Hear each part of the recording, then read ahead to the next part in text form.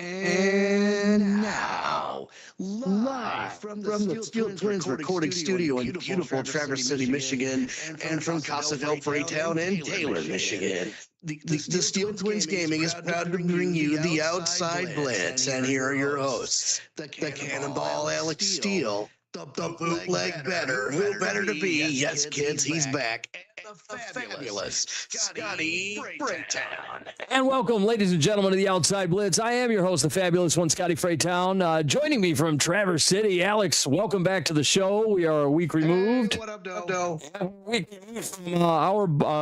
2 weeks removed from our bold predictions. We did NFL Top 100 this last time around. We did 100 through 91. But joining me to my left, Dr. Claw himself, the one, the only, the returning, who better to be than the Bootleg Bettor? Boots, welcome back to the show. Oh, there's a lot of runway for Aaron Glenn in the Jets. I know he's got the wind. We haven't seen the grid yet. He rolled the dice with Geno Smith, said deuces to the Raiders, touchdown to Wilson, middle finger to the haters. The offseason was really big. I'll say it one more time. The offseason was really big. T'Vondre Sweat is on the line. It was damn near a crime. Oh, no, it can't be. David Bailey sacks the quarterback, then looks for the family. I was supposed to be A-bars. I took it to beyond. You know I had to shut it down with D'Angelo Pons. Let's go. Oh, we love some D'Angelo Pons. The Bootleg Bettor in the house. And Boots, welcome back to the show. Man. Where in the first time? It's been ludicrous. Where in the hell have you been? Oh man, goodness gracious! Thank you, ladies and gentlemen. They've been dragging me through the mud, dragging you through. And don't give me a shower. Let me tell you. Well, we're glad that you're back in the house. We're happy to have you here. We've been going. People have been wondering where Boots is. We've been wondering, man, Boots, when's Boots coming back? I don't know about all that, but. We're glad to have you back on the show. We're excited. We got Boots' 5 bold predictions we're going to be doing today for the 2026-27 NFL season. Mm-hmm. We have several things that the Bootleg Bettor does need. So all you people over at Kalshi, come on and listen, because I got something for you. Yeah, come make your money. But the Bootleg Bettor, man, like my man in the administration. Oh gosh, but look. Hold on. That's the messed up part about this whole Kalshi deal. Yeah. Right? This prediction market. If you are in line with somebody who may have an in somewhere, right? And you trying to make yourself a little scratch. It's like insider trading. Brother. Yeah. It's like you now we're dealing with the Brendan Sorsbys just in public markets. Well, it's funny that you bring that up. It is very funny that you bring that up because we had a little news drop today. Per Adam Schefter, the Cardinal Director of College Scouting, Ryan Gold, has been indefinitely suspended by the NFL for violating the league's gambling policy, effective immediately. Yeah. See? Per the NFL statement, the gambling policy, which is annually reviewed with all NFL personnel, strictly prohibits anyone in the NFL from participating in or facilitating any form of in any form of sports gambling, from providing third parties non-public information. The league's investigation determined that Gold provided information that was confidential, non-public inside information regarding the 2026 draft selections by the Cardinals before they were announced, and that Mr. Gold participated in parlay bets on NFL and college games. Although there's no reason to believe that the integrity of any NFL game was affected, the league takes any violation of the gambling policy with the utmost seriousness. Mr. Gold has the right to appeal. Now, here's what's interesting about this to me. So, well, yes, I don't think that he was giving people information on which draft picks were going to be. So and conveniently, we don't think that he was doing anything with the game. Right. So he's giving people information about what the draft picks are going to be. But if you anybody who's gambled online as far as the NFL draft goes. Yeah. They have, which player do you think is going to go here? Which player do you think is going to go in this round? Which player do you think is going to be picked here? Do you think this player is going to go? So go next. Yeah. So if position is going to go next. Right. So if this was actually taking place, this kind of goes in hand with exactly what you were saying. You've got somebody with an in here, Yeah. right? You've got somebody that might have that inside information, that inside track, and now they can provide that information to anybody. Yeah. And so now this and get a kickback. Right. And also it kind of, think about and we've talked about this in the past, think of all those sponsorships that the NFL has with DraftKings and whatever the case may be, and they're trying to maintain the integrity of what they're doing. Right. So now this looks just horrible on say DraftKings or whoever or any of these sports books out there, DraftKings just being one of them, I mean, any of these casino sports books, right? Partner. Yeah, they're official partners of the NFL. Yeah. So, they don't want to be wrapped up in that. So, like, no. So this is the NFL going, hey, we have sponsorships with these people. You're not going to ruin the integrity of those sponsorships. And that's the NFL putting their foot down. I mean, kudos to the NFL for putting their foot down.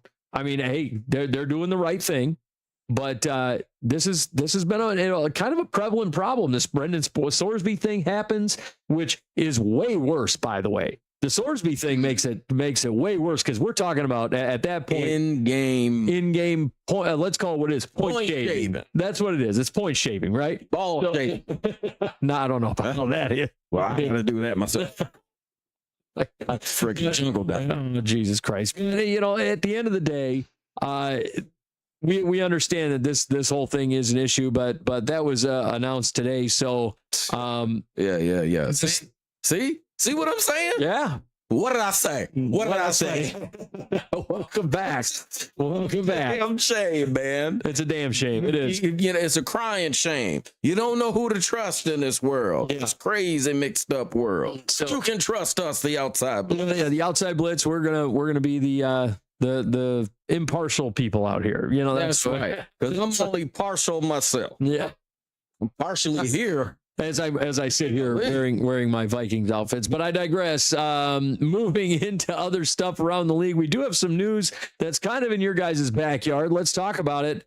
There are rumors swirling that Lions running back Jahmyr Gibbs could possibly end up as a hold-in over a contract negotiation here. I saw your eyebrows go up, Alex. Yep. Your eyebrows went up. Yeah. There is currently, and there are rumblings of this. Rumor was announced. We talked about today, actually, on 97.1 The Ticket, that this rumbling was happening, that he could wind up being a hold-in.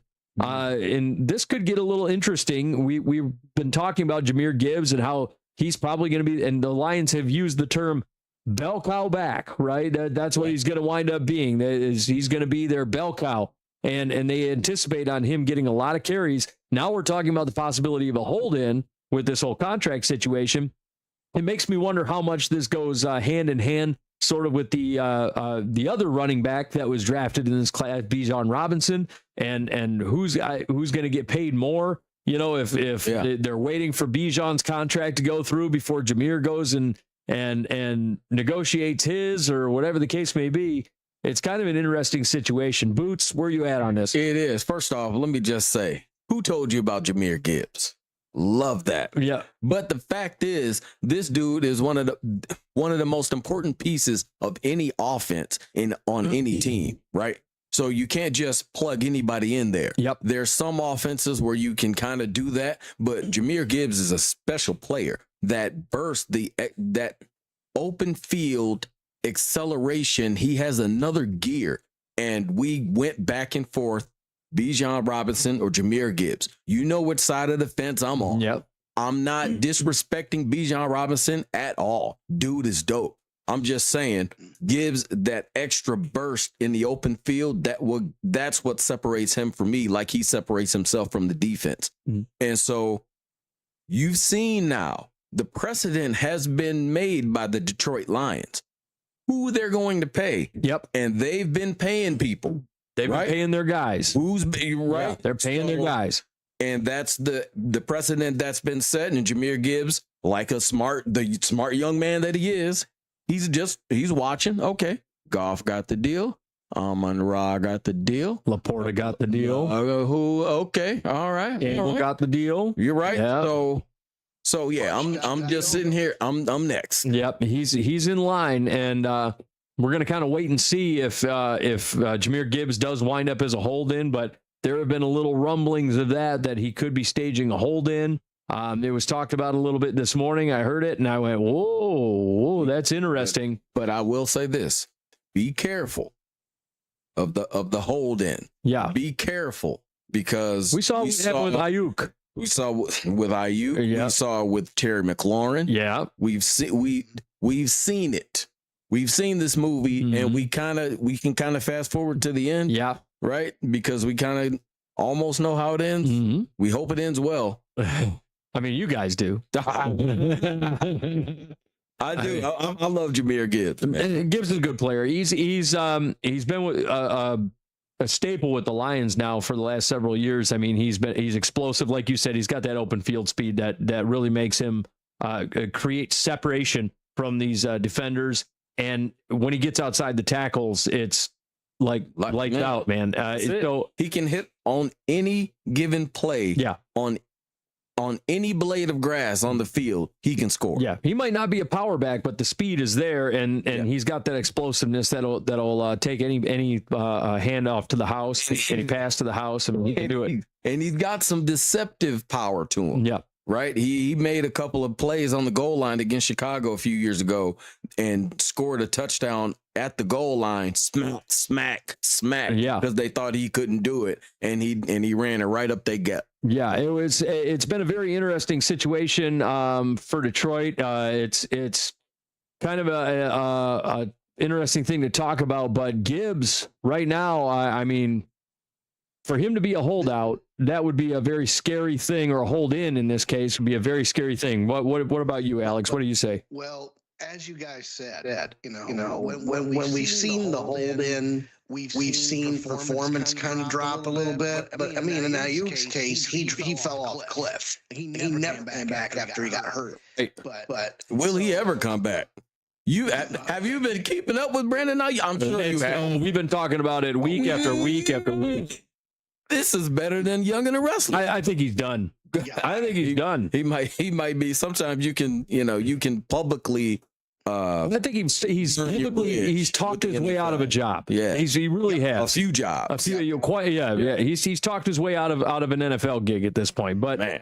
But go ahead, Alex. I'm sorry. He figured out a way to alienate the starting quarterback of the Washington Commanders. Yeah. When they used to be boys. So what does that tell you about? Okay, if there is a hold in, me, I'm going to be rubbing my lucky rabbit's foot, praying and knocking on every wooden plank in my house, praying to God that there's some good luck that comes to this. But as a lifelong Lions fan and seeing things come apart at the seams, mid-season, late season, or early season. I've seen it all. It's like we're a superstitious lot. Would you not agree with that? Yeah, you guys are very superstitious. I will tell you right now, I am very superstitious. Thank you. Yeah. But anyway, yeah. So it will be interesting to see how this story develops over the next couple weeks, especially with the Hall of Fame game coming up in less than a month, and then we're going to roll right into preseason. So I mean, the gears are starting to turn pretty quickly here. It's interesting timing. Really, it is for Gibbs to be doing this right before training camp and right before the preseason and whatever the case. It's pretty auspicious timing, to be honest with you. But it's just rumblings. Yeah. And as they say, we don't deal in rumor and innuendo. But a lot of times when these we don't deal in rumor and innuendo. No, sir. These types of rumblings start happening, though, sometimes a lot of times recently, especially in recent memory, they've been coming true. Speaking of rumblings of that nature, wide receiver George Pickens, he did not come to an agreement with the Cowboys on an extension with the team by the July 15th franchise tag deadline. So he just goes out and he signs his franchise tag tender. The Cowboys applied the franchise tag to Pickens this offseason and stated that they did not intend to negotiate a long-term deal. Pickens has subsequently signed his tag and has indicated that he does not intend to hold out of a mandatory minicamp. He'll become a free agent after this season. George Pickens, it's kind of an interesting thing by the Cowboys to not seek out a long-term deal with him, especially after as well as he played last year. He outplayed CeeDee Lamb last year. He was basically their wide receiver 1, even though he was technically on paper supposed to be their wide receiver 2. Statistically, he ended up as their wide receiver 1. Boots. Well, we also must remember CD did lose a little time. Yeah, he did get hurt. Yep. But Boots, I mean, George Pickens, if you're the Cowboys, would you be seeking a long-term deal with him, or would you let him go out the door as a free agent? Obviously, they know more than what we do. Yep. Right? And there's a reason they're going to be franchise tagging this guy. Because if you had your choice between CD Lamb, just forgot his name for a second, yep. Between CD Lamb, right, or George Pickens on any given play, which one, who are you picking? You're taking CeeDee Lamb. Right? Because CeeDee Lamb, you can maneuver him in other, you can put him on the outside. Why would you not want both? You can move him. Why wouldn't you? One of them might be a knucklehead. Yeah, that's fair. That's very fair. I don't know which one, but apparently one of them got paid, got a big time contract. Yeah. And the other one got the franchise tag. Yeah. So one of them also got booted off his old team. See what I'm saying? Yeah. That's what I'm saying. But yeah, George Pickens, a phenomenal talent, but there's a disconnect. Yeah. Right? You can't, I mean, he made a fantastic addition to the offense, and he was big time for the Cowboys. Sure he was. In a ton of games. But, there's something there. Yeah. Shout out to something to wrestle with, by the way. Yeah. Also, speaking of the Cowboys, interesting things going on with them. Defensive end that they just signed a couple of weeks ago, Charles Snowden. He's suspended for the first 3 games of the season due to a DUI, which violates the league's personal conduct policy. You big dummy. Recently, he signed with the Cowboys as a free agent. He coming off of a career year with the Vegas Raiders. I mean, it was looking like, hey, this guy might have he was sort of a rotational piece, but it's looking like he might get some starts or whatever the case may be. Yeah, not so much. Well, not as many as he would have. Yeah, so now it's hey, you're going to see the bench for 3 games, the first 3 games. Yeah. So you want to talk about knuckleheads? Well, what did he do? Do we know? DUI. Well, yeah. So is there a story to it? There's no real story to it. Just he got pulled over for a DUI, and that's about it. So I mean, he violates the league's personal conduct policy. So, yep. Enjoy your suspension. He should have stayed snowed in. Yeah. That's terrible. Terrible.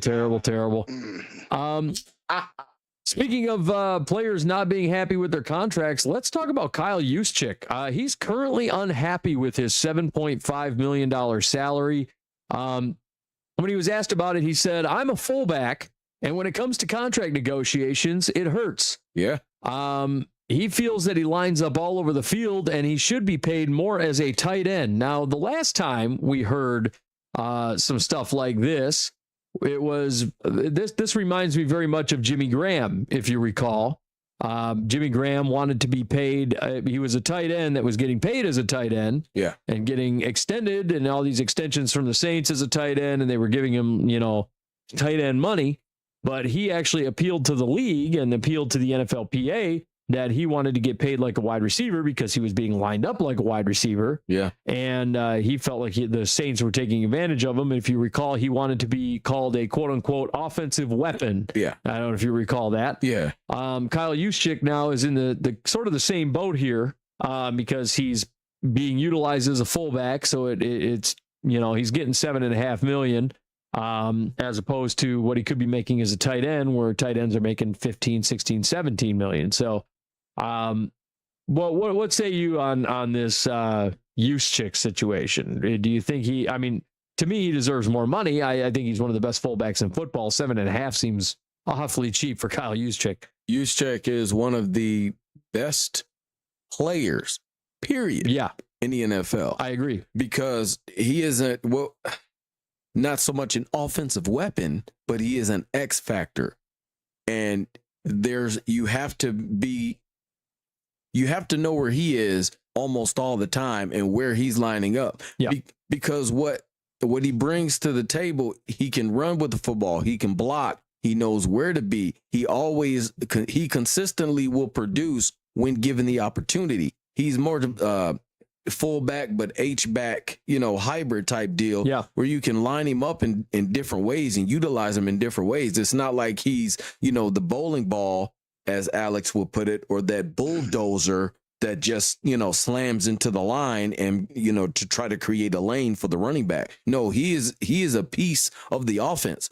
And Kyle Shanahan's offense would not be as potent as it is in San Francisco if he did not have Kyle Juszczyk. Yep. His skill set allows more of the playbook to be opened than just about any other fullback in the league. Yeah, and Alex, you and I have always, I always seem to be watching a game with you whenever Kyle Juszczyk makes one of these crazy clutch plays. We're always sitting here, it's like, who just caught that? And then we're like, is that fucking Juszczyk again? Like, yeah, and it happens. You're 100% right. Juszczyk, he gets lined up in these all over the place. Juszczyk. He gets lined up. You're 100% right. You're 100% right. He gets lined up at all these like anywhere on the line. He gets lined up outside. Yeah. He gets lined up, in the backfield. He'll get lined up at the tight end position as an inline tight end. Yeah. And he gets lined up in all these different spots. He gets lined up in the slot. It's like he's catching these passes, these crazy passes, and it's always a clutch play. Yeah, out of nowhere, where it's just like, oh, Kyle Juszczyk just caught some crazy 20-yard pass that extended the field and extended the drive and kept San Francisco alive and whatever else. Caught one in the Super Bowl. Yeah, caught a touchdown pass in the Super Bowl. Yep, so it's always him. Yeah. So he's so like Mr. Reliable. Alex, I mean, Juszczyk, is he worth more? Yes, I wholeheartedly agree with that. And the reason is this. Not only is he has a fullback's primary job is to block for the halfback. Just this big nasty guy that just barrels downfield and like gets into defensive tackle space or a linebacker's face and just buries him while the halfback gets past him. Occasionally, he will run the ball like the past. He's had 69 carries in his career. Nice. His most productive year as a rusher was in 2020 when he had 17 carries for 64 yards. I mean, it was over 16 games. But as you mentioned, his penchant for catching the ball. Last year, he was targeted 28 times and caught 24 passes for 2,13 yards. Yeah, he had 2,877 in his career. But he popped an 8.9 rating, an 8.9 average, two touchdowns with his longest catch being 25 yards and 10 first downs. Yeah, I mean the guy's moving the sticks. So of course you're going to want to pay him a little bit more money. He's a utility player. Yeah, I mean he's not exactly like a Taysom Hill, where he's a Swiss Army quarterback or a Swiss Army player, but you can use him in multiple situations, and he has the dexterity and the experience to make a play, when it counts or when the defense least expects it. Yeah, he always has done that, and that's one thing I'd like. Juszczyk, I think he's easily one of the best, if not the best, fullback in football. You look at the guy that they wound up ultimately replacing him with was Patrick Ricard, if I'm not mistaken, over with Baltimore, because that's where he left from to come to San Francisco. Yeah, and Ricard is a very similar player. Now Ricard's over in New York now, which I can't believe Baltimore let him go. But silly. But he's in New York with the Giants. He followed his old head coach. But I digress. It's one of those things where I look at it and I'm like, what in the hell are we doing here? Like this guy should be paid at least 10. I'm blown away that he's only getting 7.5. Like fullback, even though it's kind of like, in a lot of ways, it's almost a dying position in the NFL, but at the same time, it's still a very much needed position. I was about to say, when you need one, you wish you had one. Exactly. Right. Exactly. Also, let's talk about the Saints running back Alvin Kamara. He's agreed to a restructured deal with them. His remaining deal with the Saints includes a base salary of $6 million for the 2026 season and a chance to make $8.5 million through incentives. That's per Ian Rappaport. So Alvin Kamara will be with the Saints this year. It's probably a smart move. They did bring in Travis Etienne, obviously. Do you think, first of all, Travis Etienne is going to be the new Alvin Kamara, Boots? No. This is a way to ensure the health of Alvin Kamara and to, utilize the strengths of Travis Etienne. It'll be a split backfield. That's my vote. You think it'll be 50-50? 60-40. 60-40 in favor of Kamara? Whoever's got the hot hand. Yeah, that's fair. That's fair. I think it'll be some more like 60-40 though. That sounds like a Kellen Moore type thing. Whoever's got the hot hand. Yeah. Then next up, let's talk about the Bills. Offensive tackle Deion Dawkins says the Bills are reaching the quote unquote, this is a direct quote, reaching the climax of a movie where it's kill or be killed for 2026. So the question of the day, and I'll start with Alex, is it true, and can the Bills finally win the big one in their current form? So is it true that they're at the climax of a movie where that's kill or be killed for this year, and can they finally win the big one in their current form? They have a chance, but the window is cracked open. But here's the deal. I mean, you got to get there before it closes. And really, here's what needs to happen, though, in order for that to be a revelation, or in order for that portent to come true. These guys, what they need to do is to not rely on Josh Allen putting on the superhero cape. I mean, it was a quote last year.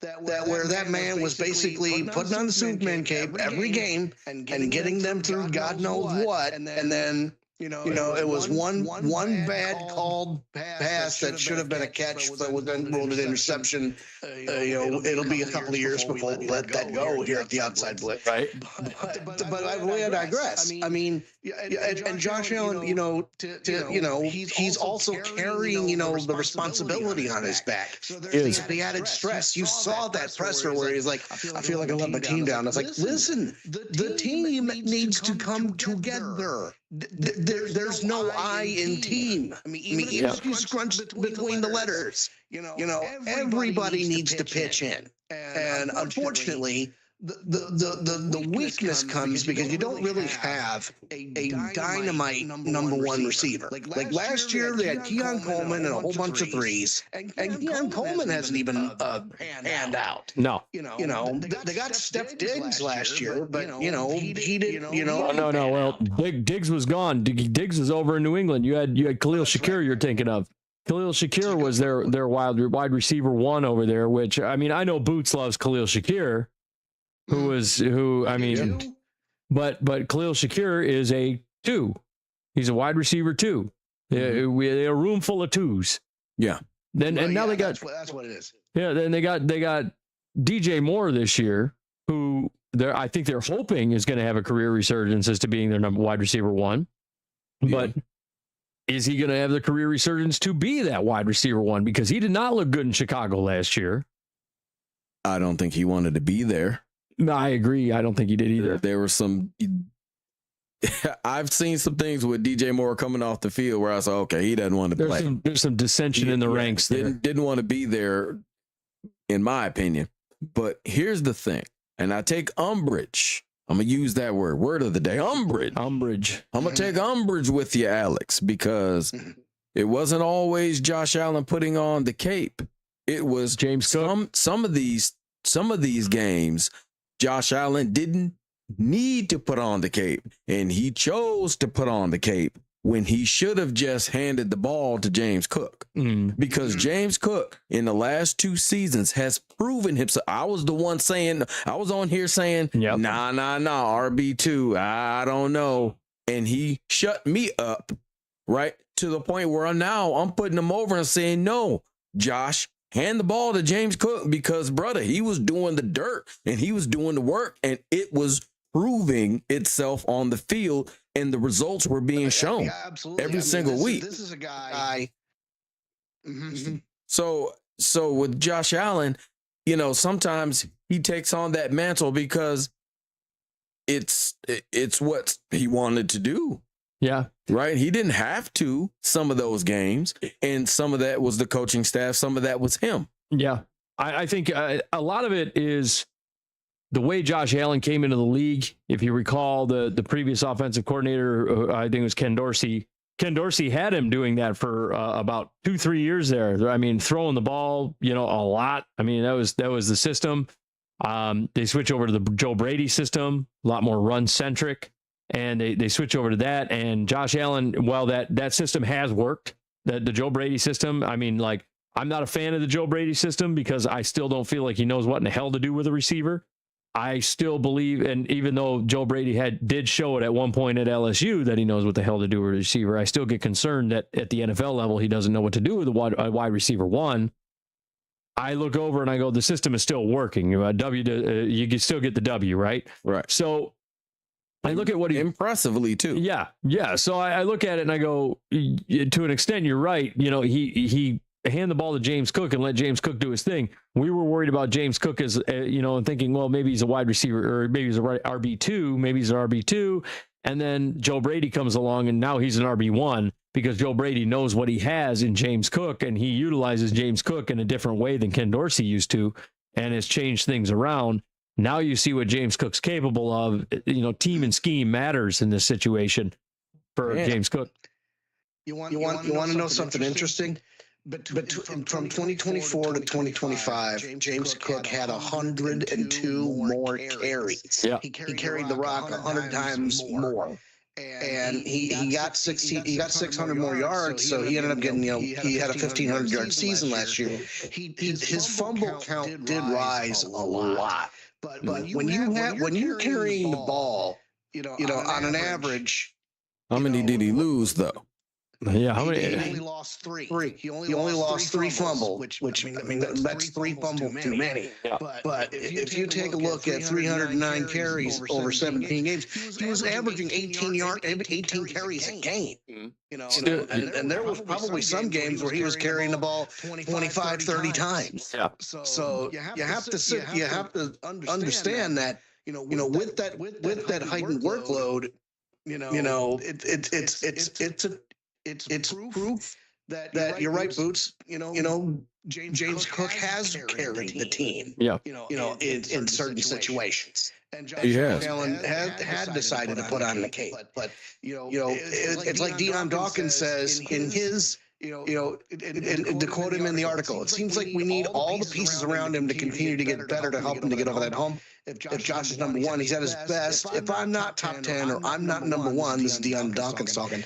That means I'm not at my best, which means I have to do better. Then he mentioned Dawson Knox, Dalton Kincaid, Joe Brady, even James Cook. Everybody has to do better. Yep. So even Deion Dawkins realizes this is a team effort, and it has to be a team effort if the Bills are going to get to the promised land. Yeah, I agree. Deion Dawkins also said that James Cook was the pace setter. He is. Right? He keeps them on pace. That's what Dawkins also said. This was last season. He said, you know, James Cook keeps them on pace. But what I like is the fact that he's willing, Dawkins is willing to come out and say what everybody knows is the case. Yeah, they're at that point in the movie. But here's the thing. Mm-hmm. I've seen the movie. Spoiler alert. Yeah. It ain't gonna happen. Oh, you don't think the Bills make it? No. Yeah. No. And here's the ultimate litmus test. Does Patrick Mahomes and the Chiefs, do they make it back to the playoffs?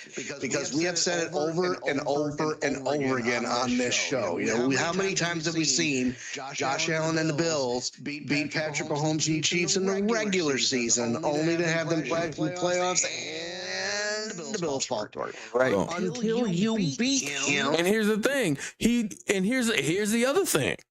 When there was no Patrick Mahomes and there was no Chiefs to speak of, what happened? The Broncos. Come on, man. Yeah. And they lost. Get out of here. It's a crazy situation. We'll see if the Bills can get it done. Other teams trying to get it done. Let's talk about them Panthers a little bit. The Panthers, they go out and sign offensive lineman Brady Christensen to a 1-year deal. He was a 2021 third-round pick. Christensen had started 34 of 59 games, played over his first 5 NFL seasons. He played in 8 games in 2025 before suffering a torn Achilles.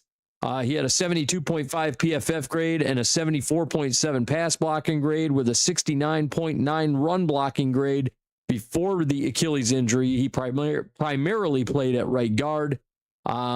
Brady Christensen's been a good player for the Panthers. He gets a 1-year deal. Surprised that they're only giving him a 1-year deal, but I think that's kind of a prove-it deal post, Achilles injury.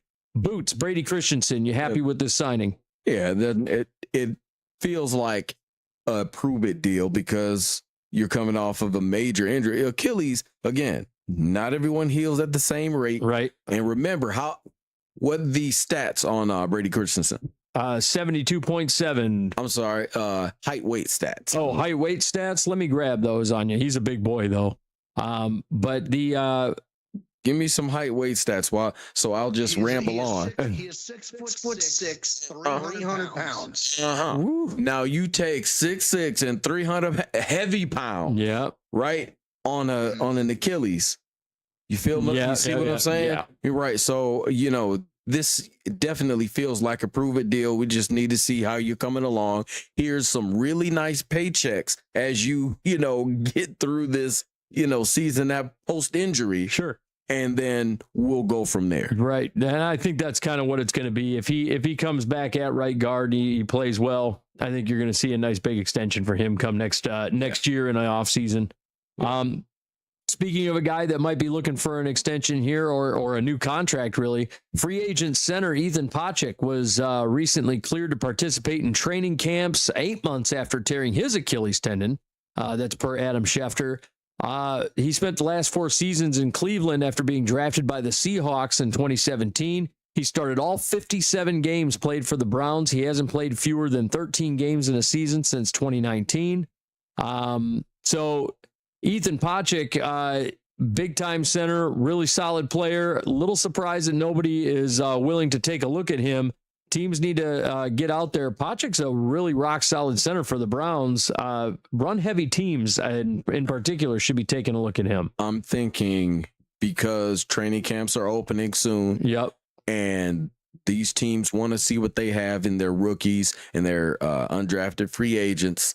And also because he's a veteran. Yep. Right? Let me skip this training camp thing. We've seen that before.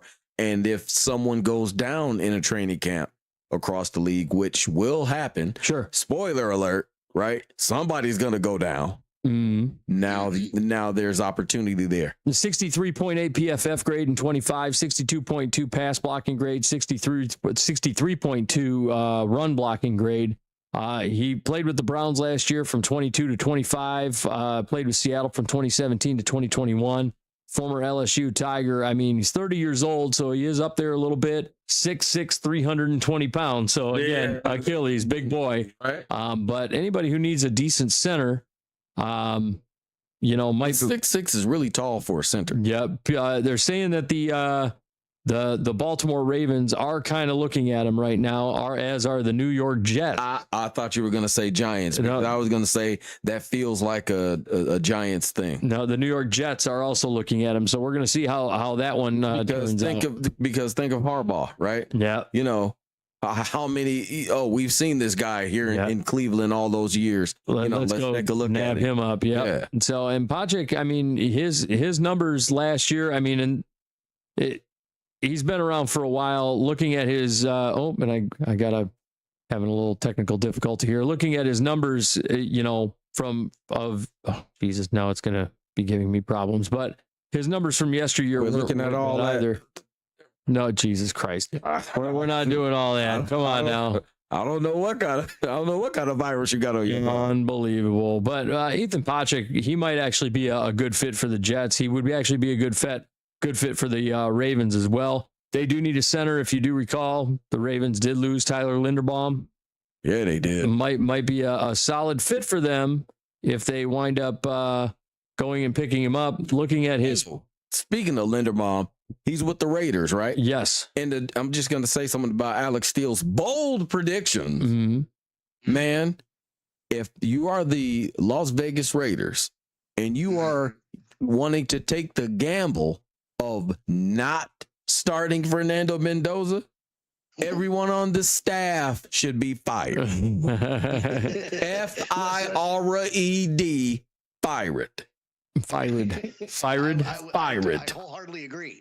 Because, I mean, I'm just saying, like, it's one of those situations where it's like, are they stupid enough to do that? Right. I'm like, Right. So, just for context on Ethan Paczek, his most recent really great grades came in 2022, 78.9 overall grade, 78.9 run blocking grade, 71.5 pass blocking grade. Those ranked 3rd, 5th, and 9th league wide at center. So, I mean, it's just throwing that out there. I mean, he's not too far off from having some really solid years there in Cleveland. I mean, he's been a pretty damn good center throughout his career. So, I mean, he is entering the other side of 30, coming off an Achilles injury. I do think people need to be taking a look at him. Yeah. Speaking of the Ravens, let's talk about the Ravens. They are currently negotiating to extend wide receiver Zay Flowers. He's a former first-round pick from the 2023 NFL Draft, if you recall. They picked up his 5th-year option. He keeps him with the team through 2027. Yeah. So he gets paid $27.29 million in that final year. He's coming off of a back-to-back 1,000-yard seasons with Baltimore. Zay Flowers, Boots, what do you think he's worth? Everything under the sun. This dude can win on, again, like I was saying about Jahmyr Gibbs. He can win on any place on the field because of his quick twitch and that speed.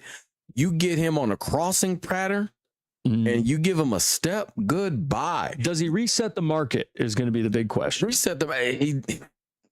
The only reason I would say no is because he doesn't play that boundary X position, right? He's that movement. Yeah, he's a slot guy. Movement C slot, type of a receiver.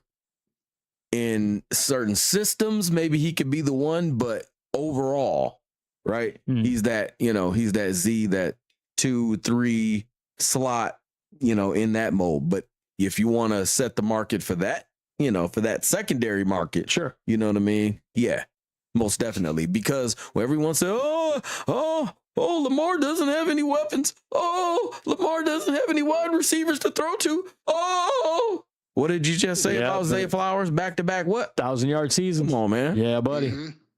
Zay, I think he's... Lamar doesn't have any receivers. Oh. I think he's going to be worth the money. Alex, do you think he's... What amount of money do you think he winds up getting paid? Does he reset the market at the receiver? I mean, even with the salary cap going up, do you think he... to me personally, I think he probably gets about $33 million.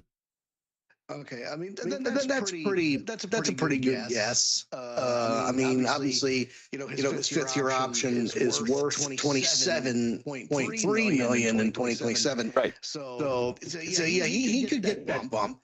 I can see that happening because I mean, this is a man that's been targeted at least 100 times all 3 years he's been with the Ravens. And he almost got 1,000 yards first year, but he's consistently he's done 5 touchdowns a year pretty much. He's at 14 in 3 years.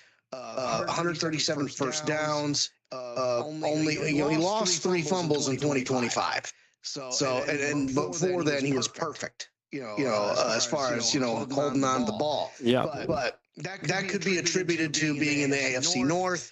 And they hit really hard in the AFC North, and you have really good defenses in the AFC North. Yeah, it's cold. Like if you only lose the ball 3 times. I mean, okay. His hands were cold. Yeah, right. But Zay Flowers is definitely one of Lamar Jackson's top weapons. I can see him getting a little bump.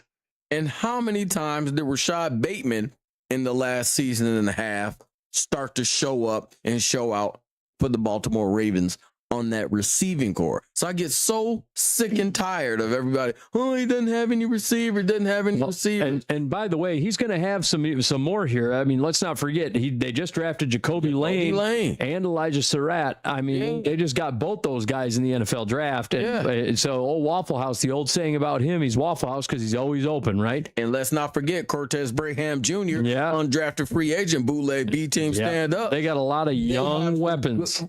Man, young weapons. I don't want to hear it.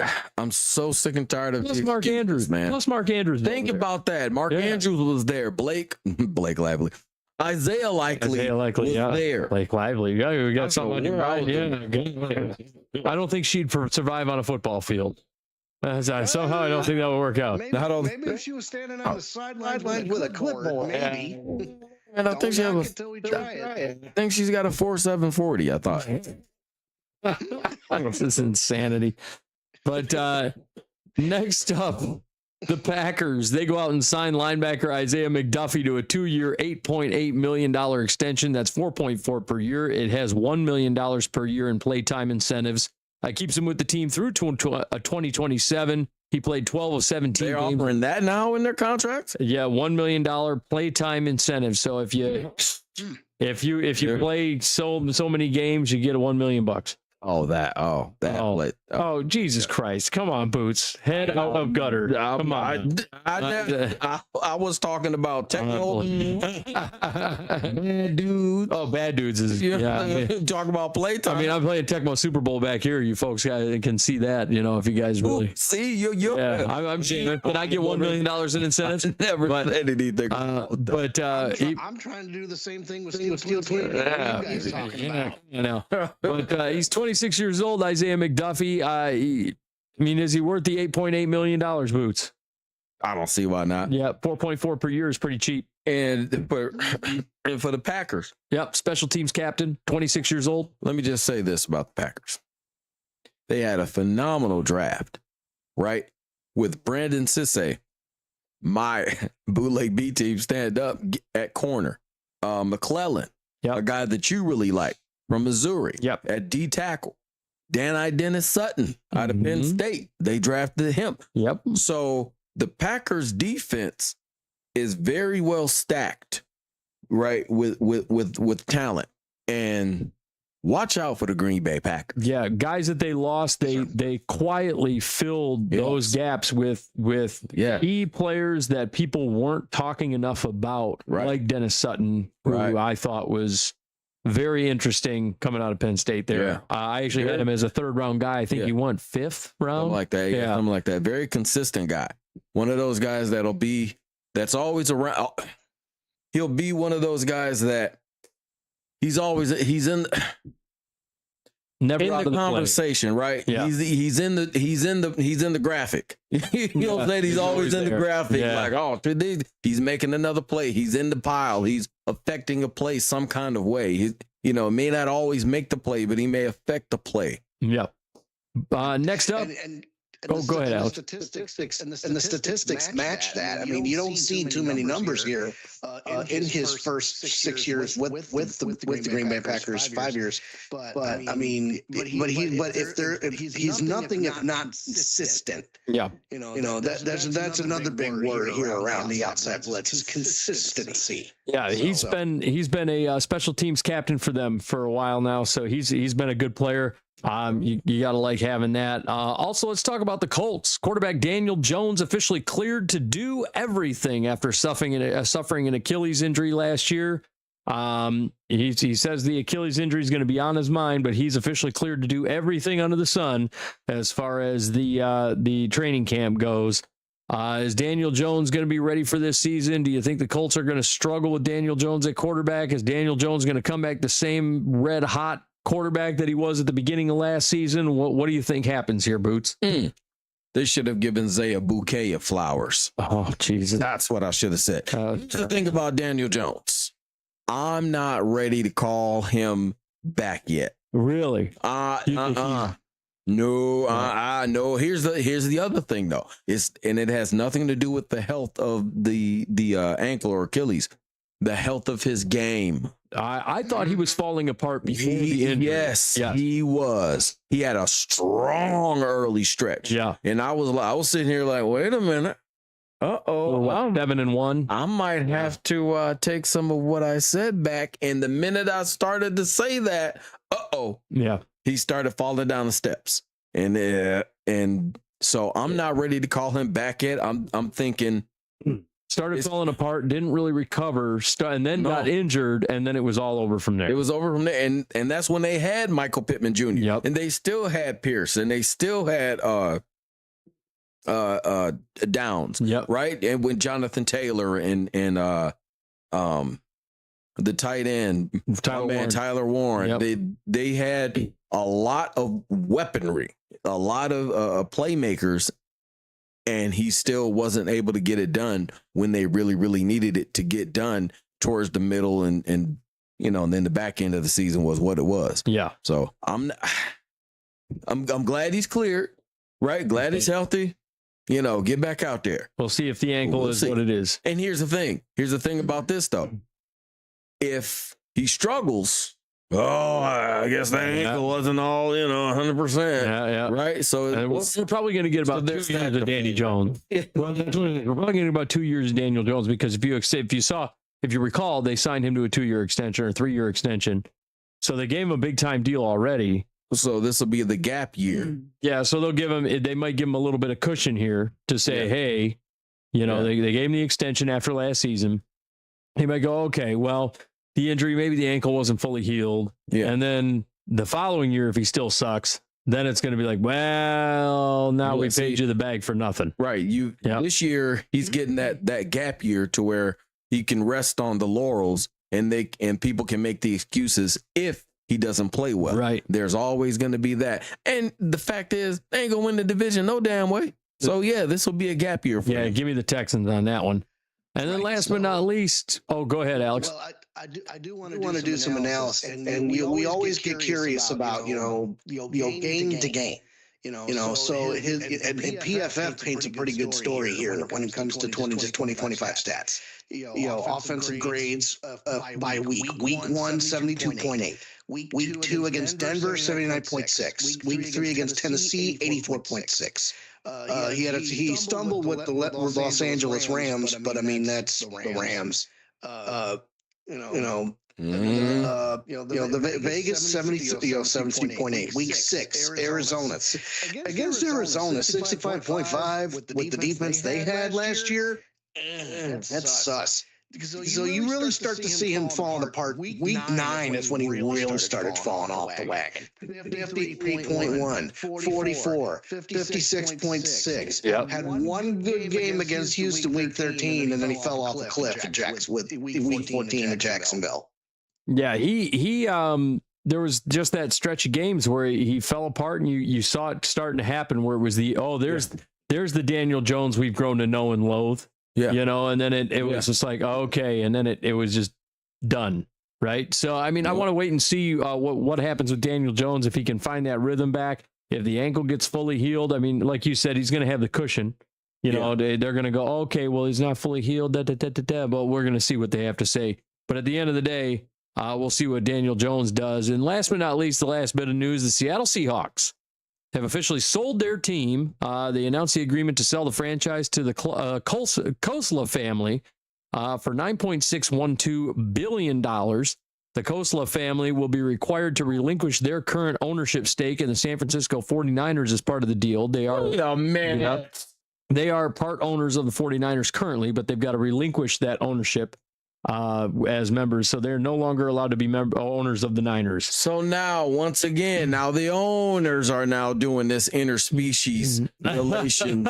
Is that what we're calling it? Yeah, it's not just players going from divisional shenanigans. Yeah, ridiculous. The NFL owners will have to ratify a final purchase agreement, and they're expected to meet in August to approve the deal. But the Kosla family will have to relinquish their ownership stake in the Niners, so they're no longer allowed to be an owner of the Niners, and they will be taking over as the owners of the Seahawks with the $9.612 billion purchase. Well, they said, well, shit. Since the 49ers can't win the damn Super Bowl, we might as well go get the ones we actually just did with it. So that's what's going on. The Kosla family, I guess, is the folks that are going to be taking over the Seattle Seahawks. We knew they were going to be sold. We just didn't know who was going to buy it. Well, now we know that they'll be taking it over. So the Seahawks, that'll be announced down the line here. I'm a little surprised, to be honest with you. Generally speaking, you don't find out a team is going to be sold after they won a Super Bowl. Yeah, right. You know, that usually never happens, but here we are. That's the everybody getting rich now. I guess in the NFL. Sell high, I guess. Yeah, sell high. You know, you pretty much. Yeah. Here you go. We just won a Super Bowl. You run up the territory. You hot shot the territory. Yeah, and then you sell it to some poor mark. That's exactly what it was. They don't know what they're doing. Yeah. So it goes to the toilet. Now you go back in and you here, we'll buy it from you and give you a mercy payoff. Yeah, we'll give you $2 million for it now. You bought it for $9 billion. We'll give you $2 million. Yeah. So Boots, now it's time for your bold predictions in a segment we call I Believe. And I am ready for Boots's 5 bold predictions. I believe I can fly. Oh, unbelievable. Bold predictions for the 2026-27 season. Bold prediction. 5 of them. Brought to you by Miss Verlene's Pool Hall. Yeah. The finest establishment on 125th Street, Martin Luther King Jr. Boulevard in Bootsville. In Bootsville. Jesus. Home of the fish fry $10 dinners. Are they still $10 in this economy? In this economy. Unbelievable. And you get the coleslaw and the fried okra. What's up? Do you have flounder, perch, or is it just catfish? And if you ask that question at the pool hall, you might get slapped. Yeah. You already know it's gonna be catfish. Ain't no sea bass. Ain't no sea bass at Miss Verlene. It's gonna be catfish. You know what I'm saying? It's catfish. And you get beat with a pool stick for that. I mean, goodness gracious. Right. That pool cue over your head there. Shout out Ali Sadiq. Yeah. I've been seeing a lot of his material on my feed lately, and that's a story, and I laughed my ass off at it. What? Ali Sadiq. Love Ali Sadiq, by the way. He went to his family's house for the fish fry, and he goes, Oh boy. Yeah. I remember that one. His son is upper crust. Oh yeah. Unreal. Right. Unbelievable. Yeah. Shout out Ali Sadiq is right. Love that guy, man. Hilarious, man. He's got a ton of love for Detroit, too. Yep.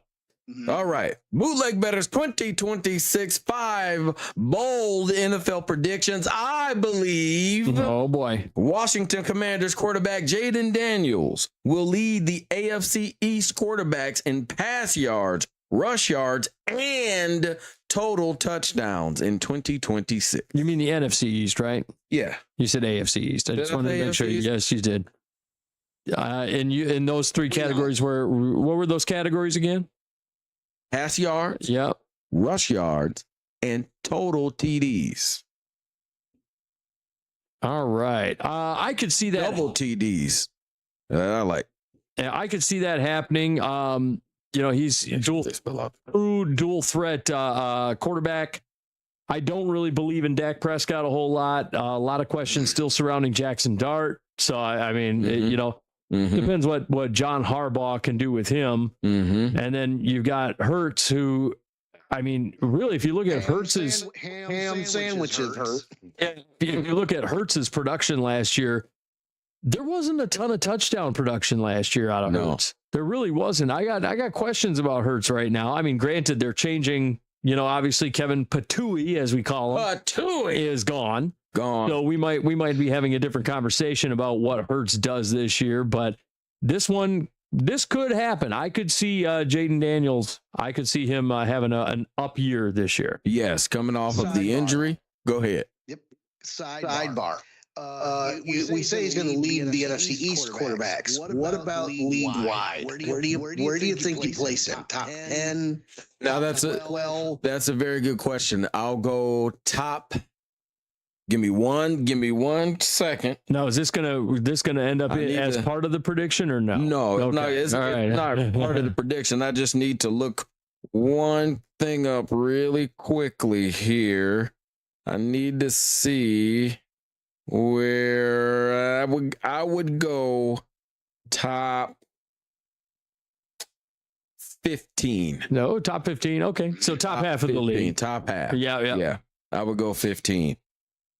Yeah, they've got work to do still on the offensive line, but I could see him going top 15. Scrambling guy, likes to throw on the run. Yeah. And he'll lead, like I said, he'll lead the NFC East, but top 15 in the league, yeah. Just as a sidebar, yeah. Yeah, as long as he stays healthy, I could see this happening. Yeah. Yep. Next up, Boots. Okay.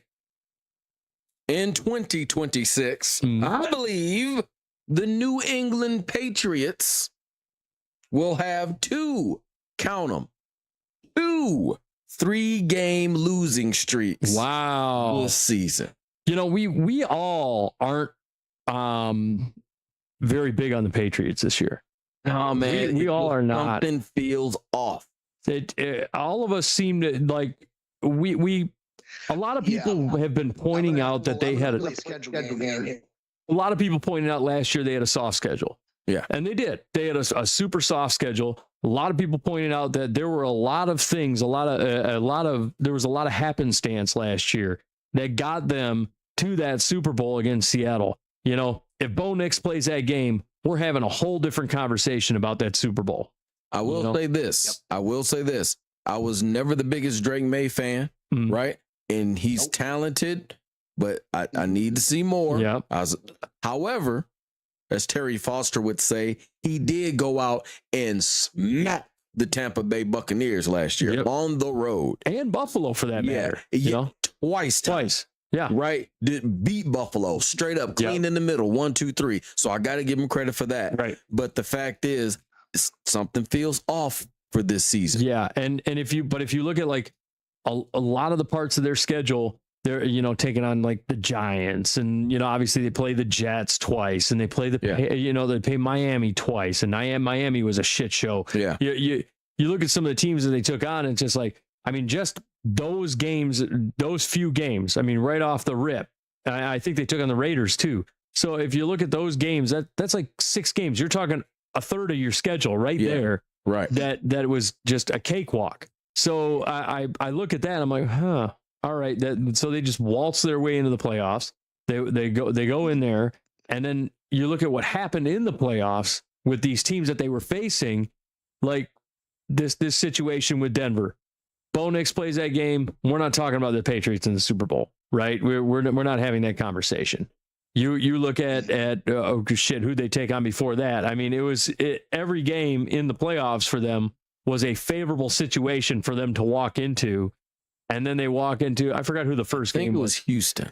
Yeah, and there was a problem with Houston too, if I'm not mistaken. So CJ Stroud was the problem. Yeah. But I mean, there was a problem there. So I mean, but you look at the issues that were going on in these playoffs. They walked into the playoffs, and it was just like you got to the Super Bowl because you wound up with even a soft schedule in the playoffs. Yeah, I mean, to me. Right. This schedule is going to be much tougher. Guess which division they drew the short stick against? The NFC North. It's the strongest division in the league. Yep. They got Bears, Dolphins, Packers, Lions, Chargers, Bills, Vikings. That is a 7-game stretch where I'm probably looking at 2 and 5. Right. So that could happen right then and there. Yep. You're right. They could be in a hole. They could lose 3 in a row, get a pop up with a win, and lose 3 in a row, and there's your bold prediction right there. I could see it happening. It is not going to be easy. Theoretically, I could see them going realistically, I think 3 and 4 is on the table and through that stretch. But I mean, it's man, and now you add the element of AJ Brown. Yep. And whatever he brings, who knows what he may say. Yeah. If a few passes are off target. Right. Yeah. We'll see. We got to see if it's going to wind up being something similar to the Josh Allen, Steph Diggs early years, or if it's going to turn into a shit show real fast, about, hey, this guy is throwing me ham sandwich passes, like he says. You know, it's we don't know, but I could see 2-3 game losing streaks for the Patriots. We all seem to be down on the Patriots for this upcoming year. Yeah, every one of us has said, I don't know about that Patriots team this year. I'm telling you, that Super Bowl hangover is real, and they're not made up of enough veteran players to be able to sustain that. You know, that pressure. And you had this stuff, so much noise. Yeah, with Vrabel. You had all this stuff with Vrabel and Rossini and all this other stuff. And it's a lot. Yeah. It's a fucking lot, man. It's a lot. Yeah. Rough stuff. Yeah. Bold prediction number 3. Bold prediction number 3. There will be at least one, count them, one NFL head coach fired before the end of the season. Oh, I think, Scottward, we may have the same one in mind. I think it's Aaron Glenn. It's going to be a real tough. I know I had we know he got the grit. We ain't seen the wins yet. Yeah. We know he's got the bones are there. There's a foundation being built. It's just too bad it's going to be built for someone else. Yeah, the thing is, I don't think Woody Johnson has the patience as an owner. I just don't think he does. No. And I think he's going to be sitting there going, they have to be markedly better. Yeah. They got to change. Something has to drastically change with the New York Jets. What was the record last year? 3-14. 3? I thought it was 2. Okay. So even, at least that's better, right? He needs at least 8 wins. Oh, yeah. To stay. Oh, yeah. Alex. 14 last year. And I'd like to throw a name into the hat. Todd Bowles. Todd Bowles. Yeah. That could happen too. He might get Das Boot. You know, we spent quite a lot of time a couple weeks ago talking about how Todd Bowles he's not that guy. You know, since Brady won the Super Bowl. And you know he's having a pissing match, or the organization's having a pissing match with Vita Vea and Baker Mayfield about their contracts. You know, with Todd Bowles not being the brightest bulb in the closet when it comes to coaching. He could be shown the door too. Yeah, I've never been a Todd Bowles guy. I never thought Todd Bowles was a good head coach. I still, to this day, I don't understand the logic of making him a head coach. I feel like every year that division is coming down to the wire as far as, are they going to win the division? Are they not going to win it? We're always talking. We're sitting here every year. Last 3 years, we've sat here week 18 going, are the Bucs going to win the division? And then this year, they finally didn't. They won it the previous 2, and then this year was like, no, we're not doing that. And the Carolina took it. Yeah. This is one of those situations now where the bloom may be off the rose here. We might be having, people are starting to talk now. Oh man, Todd Bowles, you better do something, because now you just lost the first division title in a hot minute. You know, it's been 5-6 years since the Buccaneers have actually lost the division title. Yeah. And now the people are talking. So if he loses the division title, especially if it goes down that road early, I could see the Bucs being like, no, that's enough out of you. We're gone. You're out of here. You know, see ya. Yeah. And they're going to be, and especially, I don't understand what the Buccaneers are doing right now. And like you said, Alex, they're having a pissing match at Baker Mayfield and Vita Vea, which is a whole different thing. Don't do that. They're having pissing matches with them about their contracts, which are silly as hell. We're going to take 2 of our cornerstone players and not pay them. Make it make sense. But DDT, please don't do that. Yeah, that's exactly where we're at. But I could see Todd Bowles being another one that gets the axe here. Man, pretty Aaron quickly. Glenn, Aaron Glenn's got to win some games. It's got to be at least 8 for him to stick around, I think. But I know there's going to be at least one NFL head coach fired before the end of the season. The only other guy, weirdly enough, that I could see that might be on the chopping block, weirdly enough, Dan Quinn. Dan Quinn. I was going to say Dan Quinn. He could be right there. Weird year last year because of the injuries, so he kind of got a little reprieve because of the injuries with Jaden Daniels, so they kind of like, oh, well, he was hurt and da. Okay, well, Dan Quinn did not have himself a really nice season last year. And if you look at a lot of the other head coaches around the league, a lot of the ones that were like in really bad shape, they got replaced. Yeah. A lot of them did. Yeah. So if you look at like the ones that were, you know, just having their first bad year, now they're under a microscope. Aaron Glenn, Dan Quinn, guys like that. So I could see Dan Quinn being one of those guys that gets axed before the end of the season as well. Yeah. Boots. All right. Prediction number 4. Number 4. Pittsburgh Steeler wide receiver, Jeremy by God Bernard, Bootleg B team stand up, will lead all rookie wide receivers in receiving touchdowns. You know, so I have Jeremy Bernard in a dynasty league. And I believe that Jeremy Bernard is going to wind up taking over that wide receiver 1 role in Pittsburgh.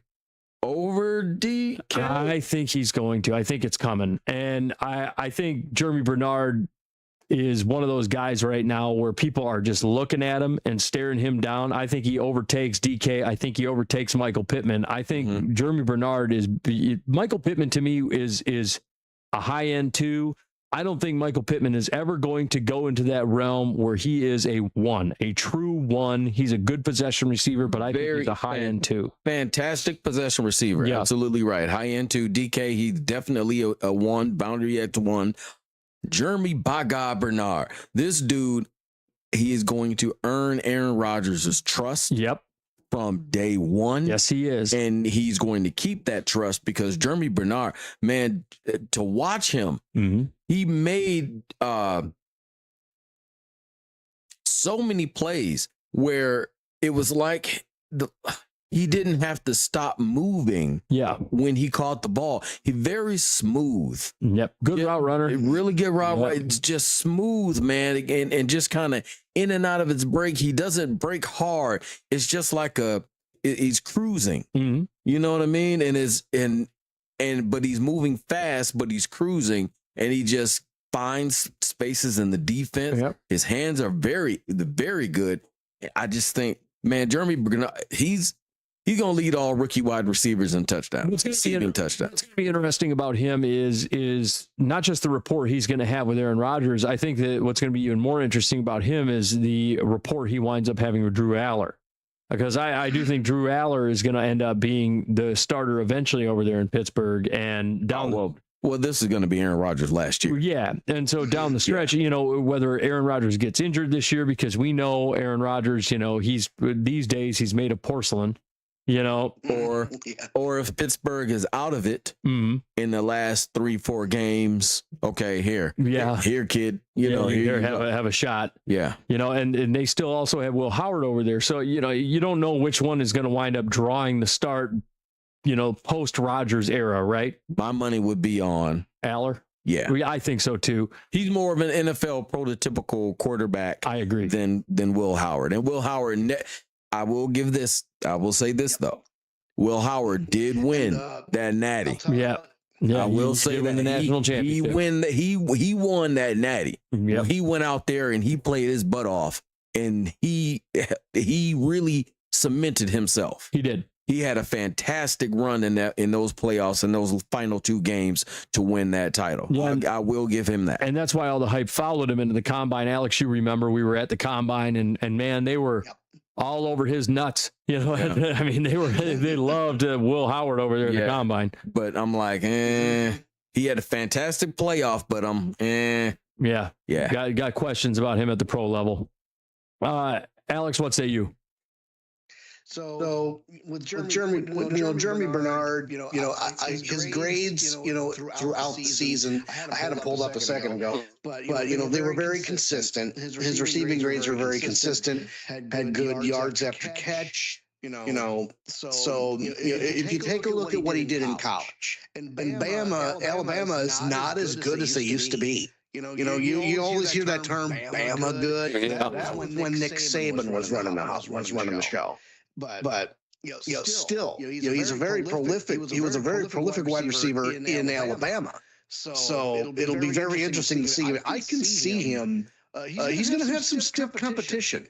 He's going to be going up against Waffle House. He's going to be going up against there's Denzel Boston in Cleveland. Yeah. Oh man. KC Concepcion. Equalizer. Yep. Denzel Boston. There's also Mekhi Lemon that he's going to be, going up against, so to speak. Yep. In Philly. So yeah, there's some stiff competition. It'll be very interesting to see. I'm very excited to see where this goes. Yeah, bro. We'll see if he cracks the top 5 in the TOB Rookie of the Year. Yeah, I want to see what happens with that. And Boots, your final. And I will definitely be keeping people abreast, or a couple, with what's going on with the Bootleg B team from this past off season. Okay. All right. Final number 5, at least one. This is just kind of a fun one. At least one of the international games will feature rain. It's gonna rain, man. I don't know what they're doing with these friggin' international games. Where are they gonna be this year? Germany? Well, they're gonna be in. Well, you know what? It's gonna rain in Germany. There it is. That's a bold prediction. You think it's gonna rain in Germany? It's gonna rain in Germany again. Who is it, the Lions and who? Specifically, I'll put specifically Germany. Specifically the Germany game. There we go. That's a bold ass prediction for you. So the international games, they're still gonna be doing France. I believe they're doing Madrid. I believe they're doing England still, Ireland, Germany, Rio de Janeiro. Vikings will be playing in Rio de Janeiro this year. Yeah. Golly, what other ones are they Maybe doing? I should get on Kalshi and see. I think they're doing the opening one in Australia, if I'm not mistaken. They do have a game in Australia. So Niners and Rams, but that'll probably be an indoor stadium. There'll be a lot of glamping going on. Blaze, okay, so it's you said the Rams and 49ers? Yep. In week 1. Okay, who do the Rams play in week 2? And who do the 49ers play in week 2? So if we're talking week 2, the Rams will be playing against they got a Monday Night Football matchup against the New York Football Giants. Okay. The Giants. Okay. San Francisco will be hosting the Miami Dolphins. Okay. Bootleg Bettor is telling you, bet against both the 49ers and the Rams against the spread in week 2. San Francisco's favored by 10.5 against Miami. And the Rams are favored by 9.5. So I can see it. Yeah. That jet lag. Real. Australia, brother. That is not a quick trip, man. That is not a quick trip at all. And to know that you have to come right back and then play a game. Yeah. Yep. Even if it is on Monday night, that's. Yeah, it's a 425 kick. So in California, that's 125. There you go. Oh goodness. There you go. Yeah, so Miami might give them a little run for their money. Yeah, they will. It's gonna get wild. Yeah, it's gonna get wild. So the international games. Bet against the Niners and the Rams in week 2 against the spread. But we're gonna get rain in Germany. We getting rain in Germany. Unreal. I might even go deeper and go 1.4 inches of rain. Oh, okay. Bold. Fucking bold. One more thing about this very quickly. Week 4, Indianapolis and Washington will be playing in London, England, and it's October. Yeah, that's probably going to get some rain. They're going to get some rain. Yeah. I would even say Ireland. If they play a game in Ireland, it's over. That's all that does over there. It's just raining. Either raining or just cloudy. Yeah. You wonder why people drink all the damn time. Be over there. Very grumpy. But let's jump into our last thing. We covered number 100 through 91 of the NFL Top 100 last week. We jumped into that. We just to recap, 100 was Cameron Jordan, number 99 was Quentin Nelson, number 98 was Bryce Young, number 97 Ernest Jones, 96 was Travis Etienne, 95 Demario Davis, number 94, a guy way too low on this list, Creed Humphrey, Number 93, another way too low, Carson Swessinger. 92, Aziz Al-Shair. And 91 was Montez Sweat, who I also thought was too low on this list. 99, also Quentin Nelson, way too low on this list. Jumping into scratchers to be sure. 90 to 81, though, Boots. Alex, we got number 90, Derek Brown, the defensive tackle from the Carolina Panthers. Per NFL.com, Brown was a man on a mission and a follow-up to his injury-shortened 2024 campaign. His 5 sacks marked a career high, and he frustrated quarterbacks even when he didn't get home, tying a personal best with 7 batted balls. He vacuumed up rushing attempts down the gut, too, making 32 stops to tie for second in the league among defensive tackles per PFF. His bounce-back season was wholly deserving of a long-awaited debut in the NFL Top 100. He was 4th among defensive tackles last season with 45 tackles that resulted in negative play for the offense. Derek Brown at number 90. Boots, do you think this is the spot he should have been at? This is perfectly fine. Yeah, I think this is about right for him at 90. This is like perfect position for him. Yeah. Yeah, Alex? I totally agree. Yeah, hell of a, if you want to dig into the statistics here, I mean, we don't spend too much time it. I mean, he had 39 tackles last year, 7 quarterback hits, 6 sacks, and then 7 batted balls, 26 hurries. The guy. He didn't live in the backfield, but he got there pretty frequently. Yeah, he's a damn good defensive tackle. Just run stuffing monster is what it comes down to. Yeah. Number 89 is a guy that's way too low. He was way too low last year, and I'm going to call it right now. He's way too low. Kyren Williams. The NFL.com says they don't come more consistent than Williams across his 3 seasons as the Rams' lead ball carrier. He's never finished outside of 1,100 to 1,300 rushing yards, 13 to 16 total touchdowns, or 32 to 36 receptions. LA can seemingly pencil in a certain amount of production each year from the tough running Williams, whose boost in efficiency last season made up for splitting more carries with Blake Corum. He fittingly falls in the top 100 near the same range he's been, debuting at 78 in 2024, ending up at 85th last season, and now landing at 89.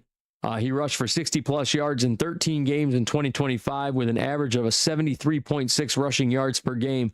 Look, last year, I was blown away by the fact that he was 85th, because when Stafford went down and they were handing him the ball over and over and over and over and over and over and over again, all he did was deliver. Yeah. Well, I've been saying that about Kyren Williams the last couple of seasons when he was injured at rookie season, and then he, came back. He was kind of, halfway there, but he has come back with a large chip on the shoulder with a vengeance. And it's, and that chip, he is carrying it every single game. And you can tell that defenders, he's shifty. He can bounce to the outside. He is stronger than you think. He is determined, and he's got that fall forward factor that separates him from other running backs, man. When he took that job from Cam Akers in week 1, a few years ago, it was like, ooh, who the hell is this guy?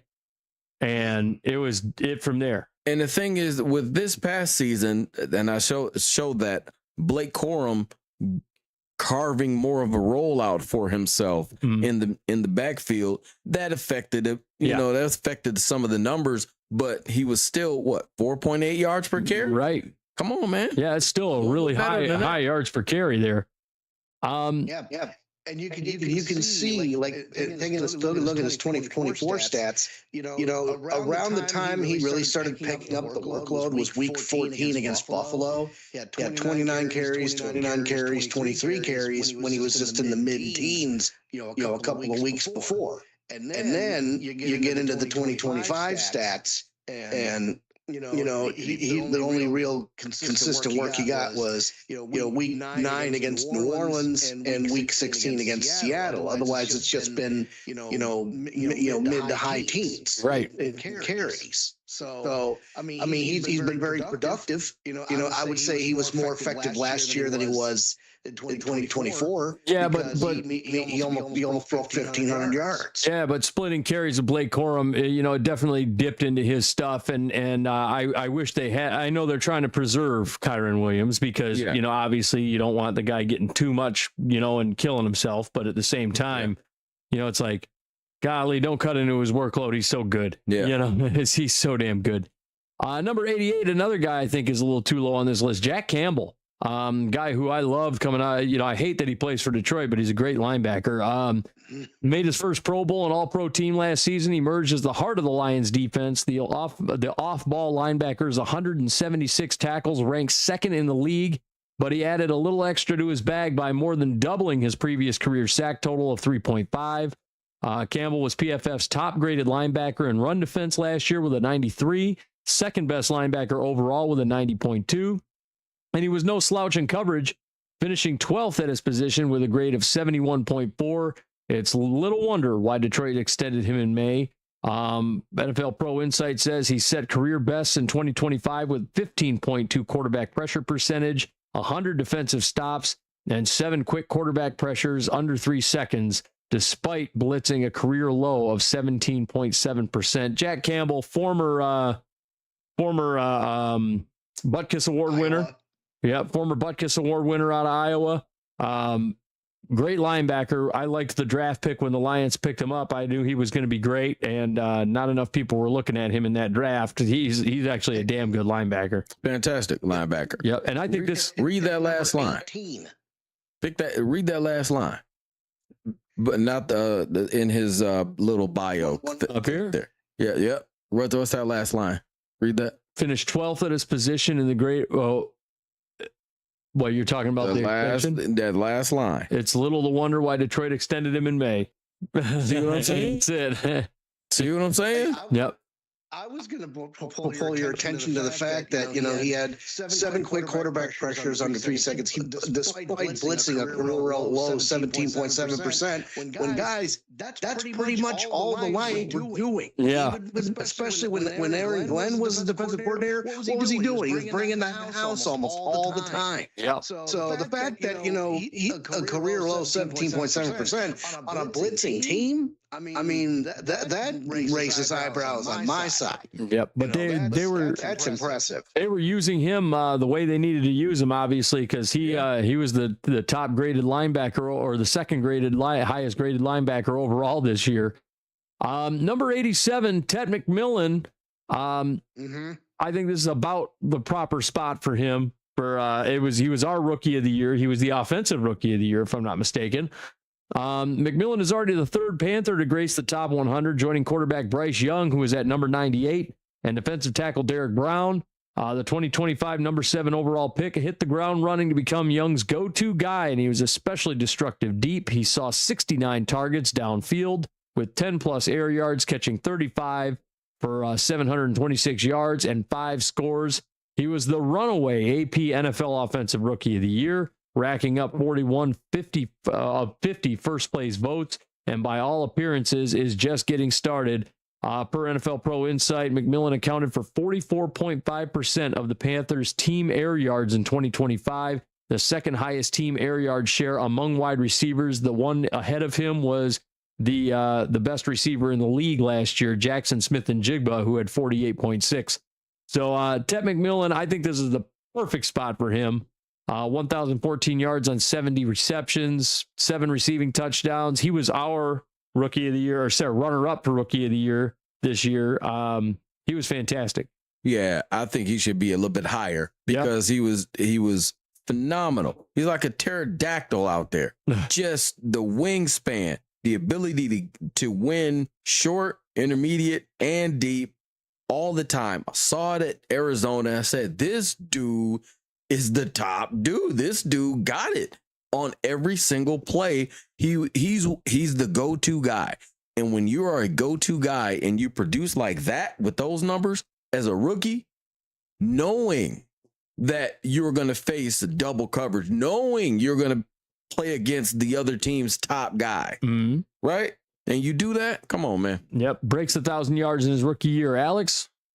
And the fact is, you see receivers, get many targets, but listen to this, 8, 10, 9, 7, 8, 5, 5. I mean, there are like 1, 2, 3, 4 games where he gets double-digit targets. And and his most successful game was he went 8 for 10 against the Atlanta Falcons in week 11 last year for 130 yards. And the fact that he's only getting targeted single digits per game, but he's racking up yards per catch. Yep. His longest 40 yards, 29 yards, 39 yards against Atlanta, 43 against the LA Rams, 40 yards against Tampa Bay. And 40 yards against Arizona in week 2. I mean, Arizona's defense was crap. But the point is, this kid,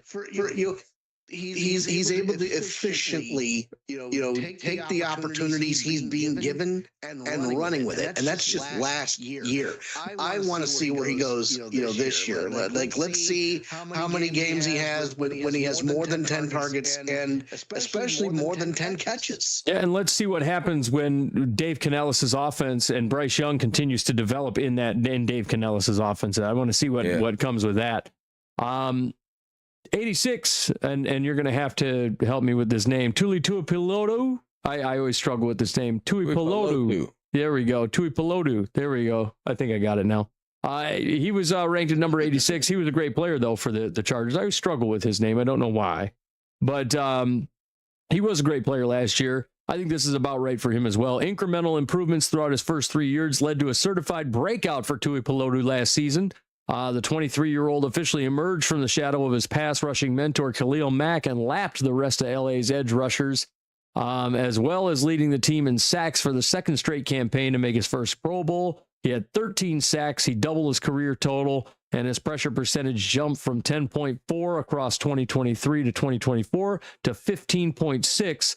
Now the question is whether or not he has yet to take another leap in store for 2026. He logged 60 pressures last season, accounting for 22.8% of the Chargers' total pressures. Had himself a great year. Great year off the edge, harassing quarterbacks, just a key cog in that Harbaugh defense. A large part of that was the defense having to be on the field so much because of the offensive struggles due to the tons of injuries that they had along the offensive line. Right. When you were given those opportunities, you still have to produce, and he did. Yeah. When you talk about those pressures, he had 14 sacks, 13 quarterback hits, 48 hurries, batted 2 passes, he recorded 26 tackles and 9 assists, 14 misses, 34 defensive stops, 2 forced fumbles, and he was only targeted 3 times, and they caught 6 passes for 75 for 88 yards. Excuse me. He was very impressive last year. And I agree with you. I think he was very impressive. I think he should be at number 86. Number 85, though, this one's kind of interesting. Now, look, I understand this gets voted on by the players, and it's based. They base it a lot on who they think is the best players in the NFL, and it's not really based on who they thought was the best for 2025 and whatever. But I think Brock Purdy is way too high on this list if it was based on the numbers from 2025, because, and they say Purdy would likely rank far higher had he not missed 8 games due to injury, the toe injury last season. There was little opponents could do to stop him once he was healthy again in week 11, evidenced by San Francisco scoring 37 or more points in 4 of its 7 regular season games following his return. He established himself as one of the league's most entertaining signal callers, equipped with an uncanny knack for buying time to make big last-second plays. At his best, which he often is, Purdy gives the 49ers a Super Bowl ceiling. Purdy averaged a league-high 8.5 air yards per completion during first quarters in 2026. Despite appearing in just 9 games, he led the NFL with 8 first-quarter completions on deep throws, totaling 213 yards, 2 touchdowns, and 1 interception. Look, I like Brock Purdy. I think he's a really good player. I like him as a quarterback. I think he's an above average quarterback in this league, but I can't in good conscience say he should be 85 on this list when you missed 8 games. I can understand your point, but availability and reliability, man. Hey, look, put it like this. When you saw what he did at the beginning of the year, you knew, okay, he's picked up where he left off. Yeah. And then when you saw what he did at the end of the year, okay, he picked up where he left off.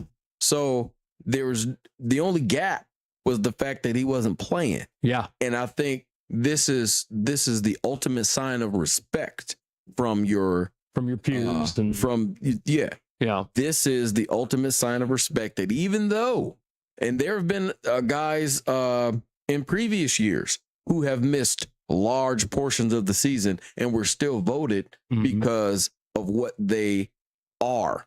Yeah. Christian McCaffrey. Yeah. Chief example. Yeah. We've seen that. Yep.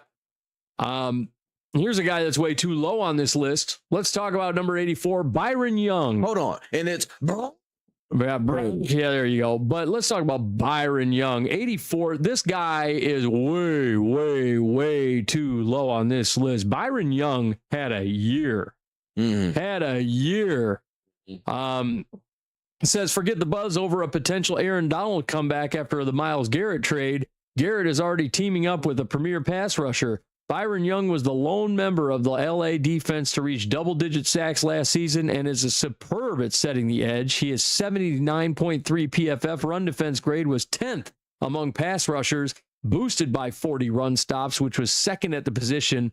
To teams planning on overcommitting to slow Garrett, beware, Young will make you pay in a hurry. He collected 12 sacks on 54 pressures, good for a 22.2% pressure to conversion rate. He has now increased the pressure to conversion rate in each of the last 2 seasons, going from 12.7% as a rookie to 15% in year 2 before his most recent uptick.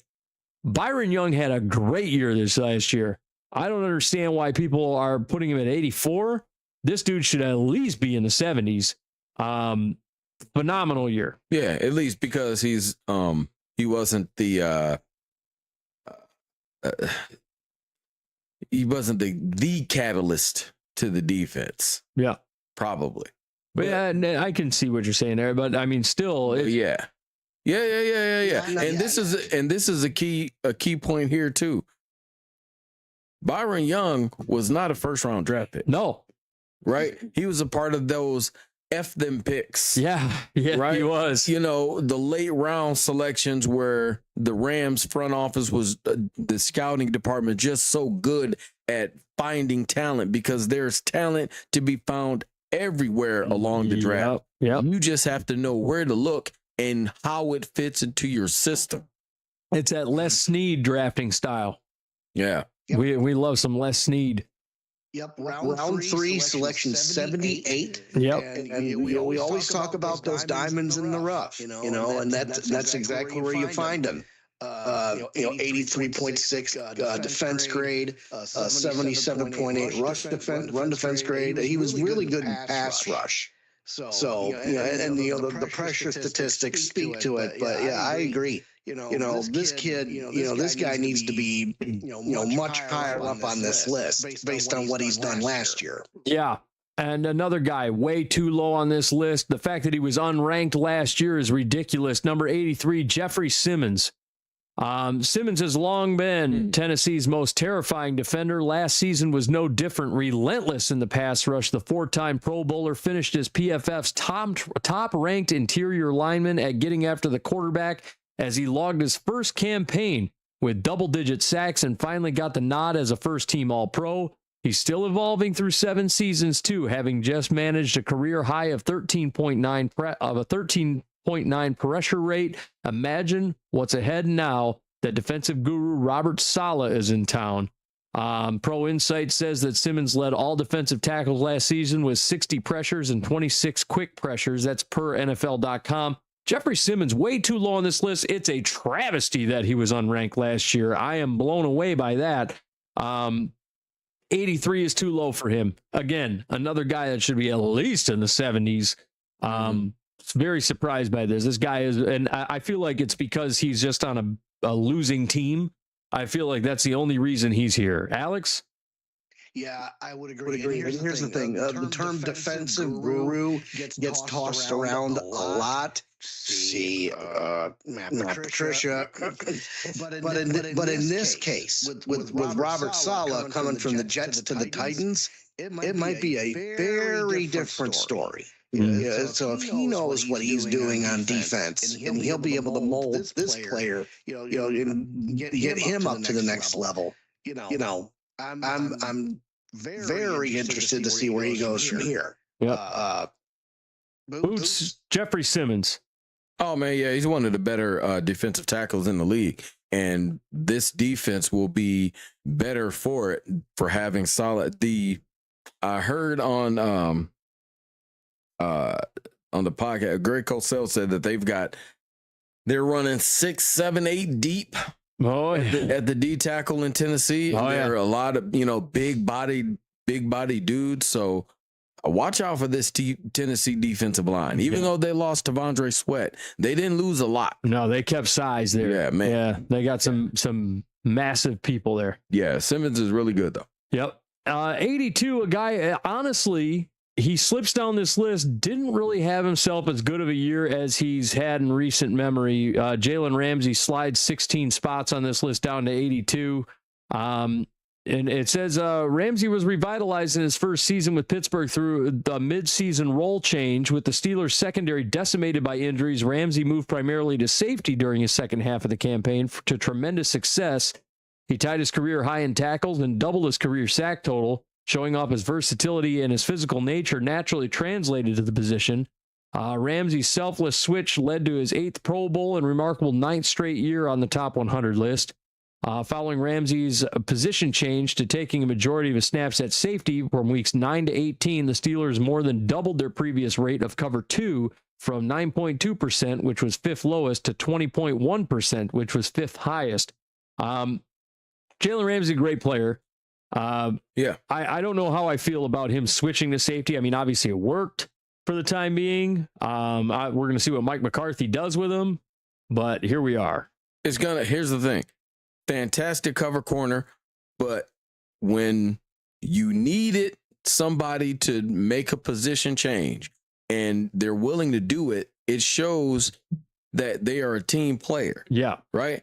And that, it deserves respect. But another part is that people don't think about, man, a lot of corners, I don't say a lot, but some corners, when they start to maybe possibly lose a step or two, they get moved to safety. Yep. And they have a revitalization of it's the second half of their career. Charles Woodson. Yep. Right. Yep. I knew where you go right there. Yep. Right. In the same car. Yeah. Together on this one. But that's the thing. So he was able to do that. Now maybe that's a vision for the future, right? Where, okay, maybe the Steelers think about putting him in that back end of the secondary and keep him off of the line. Yeah, it could prove fruitful. Sure, in the long term. Sure could. And then number 81, a guy that we love, and I really hope he gets another season because I think he could get really, really close to breaking Ray Lewis's record here. The old timer here, Bobby Wagner. It says the timeless linebacker continues to rack up standout seasons at the tail end of his Hall of Fame career. Wagner has never fallen short of triple-digit tackles in a season through 14 years in the league, and now he sits third all time, just 59 behind Ray Lewis's record with 2,000 per Pro Football Reference. Never out of place, Wagner was credited by Next Gen Stats with 69 run stops in 2025, second in the NFL. He's as steady of a quarterback for the defense as there's ever been or is in his or any era. Bobby Wagner played at least 98% of the team's defensive snaps for the 9th time in his career. I had him in the Dynasty League as well. Tackling machine. Yeah. 162 tackles last year, 8 tackles for loss, 4.5 sacks, 2 interceptions, 4 forced fumbles. Still playing at an extremely high level. People can say that, oh, Bobby Wagner lost a step all they want. He's still playing at a really high level. He's ageless. I mean, he continues to do it well. I think this is about the proper position for him at this point. 81 is about right. He can still do it. He can still play with the best of them. That's all I got on him. He's great. He's still a great player. Iron Man. Yeah, that's a great. He's an Iron Man. He absolutely is. I think throughout the next, I hope he gets signed to another deal, because once he does get signed to another deal, I do believe he's going to break Ray Lewis's record. I do think that's coming, and I hope that comes, because I would love to see Bobby Wagner break that. Yeah, I think that would be super cool. But with that is he's already top two. He's already made 2,000 tackles. Yeah, and 1,150 solo tackles. So he's put in a lot of work over the years, and I do think that he is. I think timeless is an appropriate handle for that. Yeah, absolutely. And with that is this edition of the NFL Top 100, and that's our show. But before we get out of here, let's go ahead and talk about some of our sponsors. First of all, It's Your Time Massage. Amanda's a wonderful massage therapist in the Metro Detroit area. She does excellent work over here at It's Your Time Massage. You got to check it out if you're looking for Swedish massage, deep tissue massage. You're looking for a little bit extra. You can get a little bit of CBD oil. You can get foot sugar scrubs. You can get red light therapy, all that good stuff. You got to check it out, iytmassage.com, or you can find her at It's Your Time Massage LLC on Facebook, and you can book yourself an appointment. Like I said, she's the best of the best at what she does. Book yourself an appointment, iytmassage.com, and remember, folks, it's your time. One time I heard she rubbed her eyes, fell right asleep. Yeah, it happens quite often. Also, Alex, what do you got going on over there at Steele Twins Gaming? Well, do you like video games? Yes. Do you like theater? Yes. The Steele Twins Gaming may just be what you're looking for. Whether it's the good old first-person shooter, RPG, or your favorite story-based adventures, we think we have something for just about everyone. We've got everything you need to satisfy your digital cravings, whatever they may be. And best of all, our channel has something nobody else has. That's right, voice acting.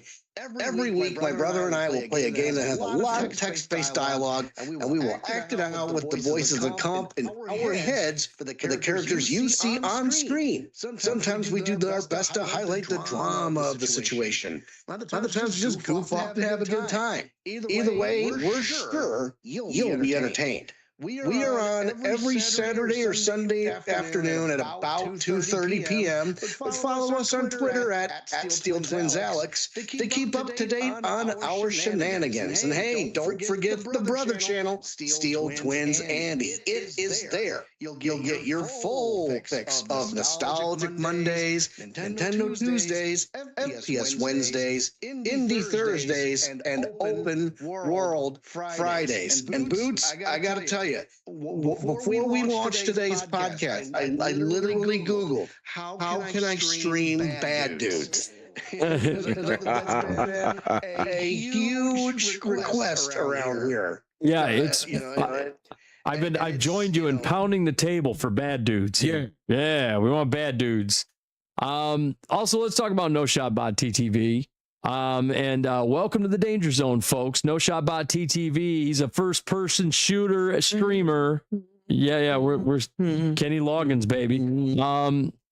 Consistently inconsistent, part-time streamer with full-time ambitions. That's his online alias handle, but he formerly known as Big Willie Dubs Gaming, the artist formerly now known as No Shot Bot TTV. Does a lot of first-person shooters. Part of a first-person shooter gaming team known as Team NVS. Get it? NVS? Get it? Yeah. But Will's got some great stuff going over there on his channel. You can find him on Twitch. You can find him on the TikTok. There you go. There's my old man moment for the day. But it's great stuff. You can check out his channel. All of his stuff is very entertaining. You can find all of his videos over on TikTok. You can find him on Twitch. You can find him on, I believe he's got his stuff on YouTube. You can find him on Facebook, all the socials, so you can check him out over on those. Yep. right at this very moment, I'm looking at him right now. His big palooka head looks like he's cut his hair. He's got a haircut, but he's still got that Man Mountain beard on. Yeah, he does. But he is right now playing Call of Duty Black Ops 7. Just shouted him out on his Twitch channel. Go check him out. He does a lot of other cool things too. He's done charity streams. He's part of a streaming team. So yeah, if you want to hang out, go ahead, hang out. Yeah, he also does all these fun things like, he did the Hot Ones Challenge, got to eat the hot wings, man. Those things are brutal. If you've ever done the Hot Ones Challenge, you guys know what I'm talking about. I've done it. It is painful. No, thank you. Hey, you got to do the Hot Ones Challenge with us one day. It'll be fun. That'll be a special one. And then we also, he did the gross jelly beans game. We did that one time. Threatened to shave his beard off one time. It's a great channel. You got to check it out. No Shot Bot TTV. Very entertaining stuff. And Boots, one last thing. Let's talk about books. There's another book I made that I'll be reading here pretty soon. And when I read it, you'll read it. Yeah. But this book I'm talking about is I Ate Cookies Out of the Trash. Written by Tammy Pruitt. It is a fantastic book. This was a first-time author, by the way, who has a degree in science. Science. And the book ain't about science. The book is about heart. It's about humor. It's about emotions. It's about love. It's about wisdom. It's about weight loss. It's about anxiety. It's about depression. It's about one woman's journey through the struggles in life and how it develops in weight loss and dealing with certain mental aspects of how you're going to get over the next hump, right? We all go through stuff like this. We all have our own issues. I don't care who you are. You have your own issues with anxiety, depression, whatever it may be. You've got something going on. And this book right here, you read this, she talks about what's going on with her and what has gone on with her, but she gives you insights on how you can take advantage of avenues and how you can help yourself in whatever you may be going through. But in order to get this type of help, you got to read the book. Yep. And how do you get the book, Boots? You go online. To the .com. To the .com. You go to Amazon.com, BarnesandNoble.com, AppleBooks.com. Just go to the .com, the tickety tick tack. You search. You could even ask Jeeves if you wanted to. You're the only person in the world that I know of that is still asking Jeeves. I ask Jeeves about everything. I don't even know if you can still ask Jeeves anymore. I asked Jeeves. Can you actually still ask Jeeves anymore? I asked him if my SNAP benefits were going to continue. He said only if your middle finger works. Oh no. That's terrible. That's terrible. Anyway, read this book, I Ate Cookies Out of the Trash. Go online, check it out, buy it. You cannot walk into a store and buy this thing. You have to go online. It ain't even at a library to be able to check out. The only way you can check this out is if you go online, order it, get it shipped right to your door. You open up your door. There's the nice little book in some sort of sealed package. You can get hardback, you can get paperback, and you grab the thing, open up the package, smell those brand new pages, and then pour yourself a nice cup of tea, cup of coffee, maybe a little Bailey's in there, and have yourself a wonderful time. Kick back, relax, read the book, I Ate Cookies Out of the Trash. And there's another book that's causing mass hysteria. Talk about that at another time. Oh, boy. Oh, but with that, yeah, but with that, folks, we call it tease. Ooh, oh, Jesus. But with that, folks, that is our show.